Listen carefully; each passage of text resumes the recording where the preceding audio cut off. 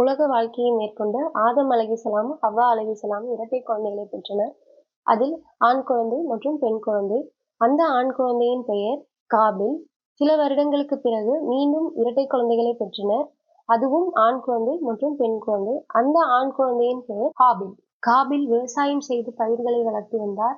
ஹாபில் ஆடுகளை மேய்த்து வந்தார். இருவருக்கும் திருமணம் செய்து வைக்க வேண்டும் என ஆதம் அலைஹிஸ்ஸலாம் முடிவெடுத்தார். உலகத்தில் தோன்றிய முதல் மனிதனான ஆதம் அலைஹிஸ்ஸலாம் என்பதால் அவருடைய வாரிசுகளில் இருந்தால் மணம் முடிக்க முடியும். ஆதலால் காபிலின் சொந்த சகோதரி ஹாபிலுக்கும், ஹாபிலின் சொந்த சகோதரி காபிலுக்கும் மணம் முடித்து வைக்க வேண்டும் என அல்லாஹ் ஆதம் அலைஹிஸ்ஸலாத்துக்கு தெரிவித்தார். ஆனால் காபில் அதை ஏற்க மறுத்தார்.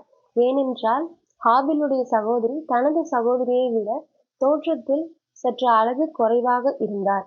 ஆதலால் காபில் தன்னுடைய சொந்த சகோதரியை மணமுடிக்க எண்ணினார். அஸ்தக்ஃபிருல்லாஹ். ஆதம் அலைஹிஸ்ஸலாம் அல்லாஹ்வை நாடினார்.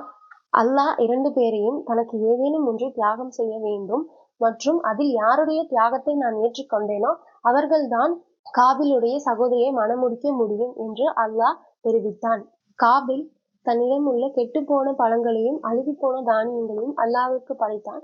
ஆனால் ஹாபில் தன்னிடம் உள்ள சிறந்த ஆட்டை அல்லாஹ்வுக்கு படைத்தான்.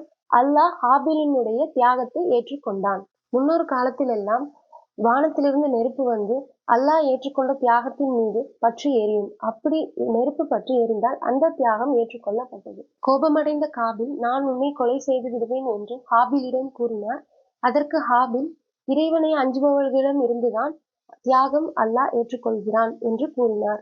மேலும் ஹாபில் கூறியதாவது, நீ என்னை கொல்வதற்காக உன் கையை நீட்டினாலும் நான் என் கையை கொண்டு உன்னை கொல்ல மாட்டேன். ஏனென்றால் அல்லாஹ்வுக்காக நான் பயப்படுகிறேன் என்று கூறினார்.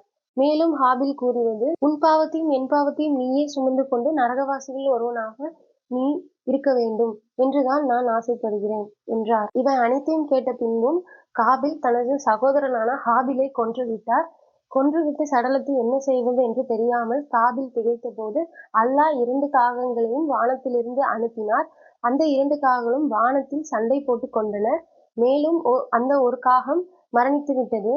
அந்த காகம் மரணித்த காகத்தை பூமியில் தோண்டி புதைத்து விட்டது. இதை கண்ட காபிலுக்கு தனது சகோதரனை எப்படி கபரில் புதைக்க வேண்டும் என்று புரிந்தது.